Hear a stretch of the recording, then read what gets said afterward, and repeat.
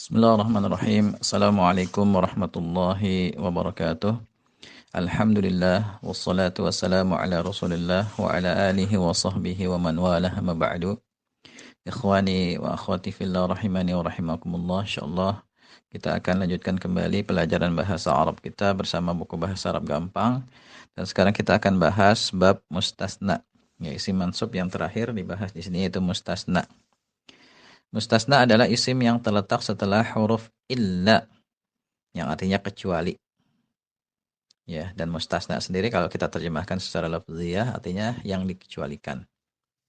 Kemudian isim yang terletak setelah huruf illa bisa mansub sebagai mustasna, namun bisa juga menjadi badal dari mustasna minhu. Ya, mustasna minhu ini tempat pengecualian. Atau nanti sesuai dengan kebutuhan. Ya, berikut ini penjelasannya ya. Untuk memahami pembahasan mustasna, perlu difahami istilah-istilah berikut. Yang pertama, istilahnya mustasna, isim yang dikecualikan, yaitu isim yang terletak setelah huruf illa. Itu namanya mustasna, yang dikecualikan. Kemudian ada mustasna minhu, ya, isim yang menjadi tempat pengecualian. Contoh, hadaral auladu illa hasanan. Anak-anak hadir kecuali si Hasan. Ya, pada kalimat di atas Hasan sebagai mustasna, ya kan, terletak setelah illa yang dikecualikan. Dikecualikan dari apa dia? Dari aulad. Ya, di sini berarti aulad ada tempat pengecualian dia. Namanya istilahnya mustasna minhu. Dan mustasna minhu ini bukan kedudukan inti. Ya, kedudukan intinya di sini dia al-auladu fa'il. Ya. Tapi dia menjadi mustasna minhu dari hasanan. Kemudian ada istilah tam. Tam itu kalimat yang ada mustasna minhu-nya.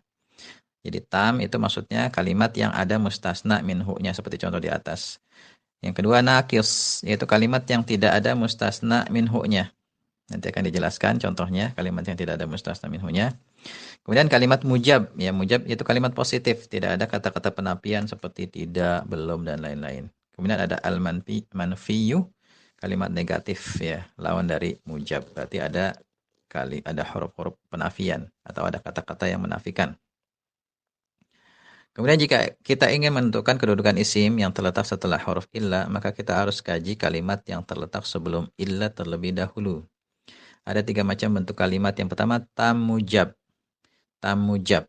Ya, berarti ada mustasna minhu-nya dan dia kalimatnya positif. Maka isim yang terletak setelah illa wajib mansub sebagai mustasna. Contoh hadaral auladu illa hasanan. Di sini kalimatnya tamujab. Kalimat sebelum illa tam, ya ada mustasna minhu-nya yaitu al-auladu. Kemudian dia mujab, positif dia, enggak ada kata-kata penafian di situ. Kemudian yang kedua tam manfi. Ya, tam manfi, ada mustasna minhu tapi kalimatnya manfi.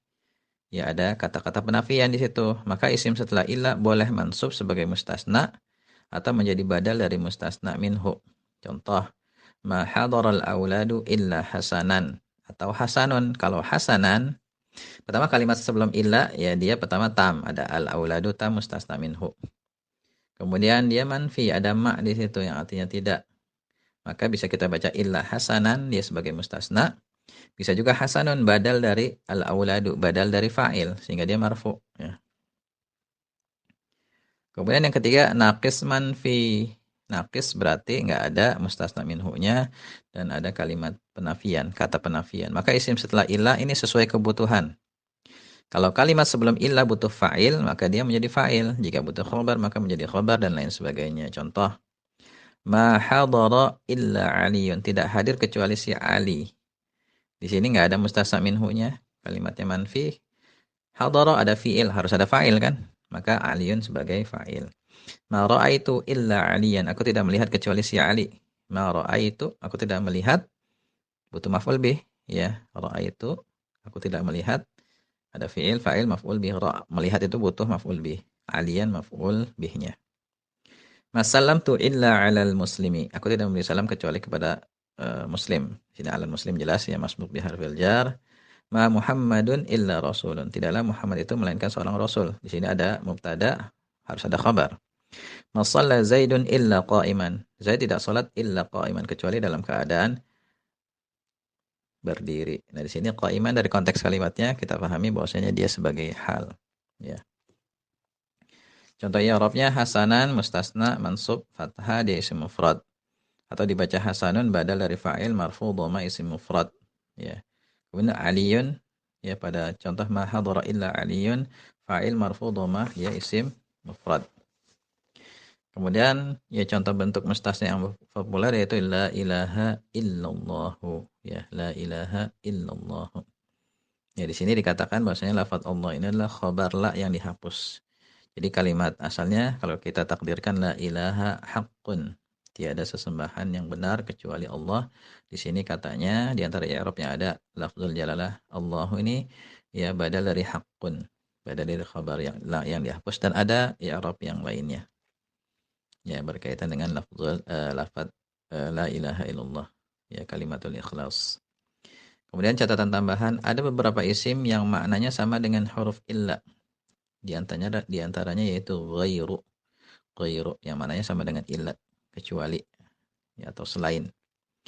Kaidah pemberian harokatnya sama dengan kaidah pemberian harokat pada isim yang terletak setelah huruf illa. Ya, adapun setelah ghairu maka dia menjadi mudhaf ilaihi majrur.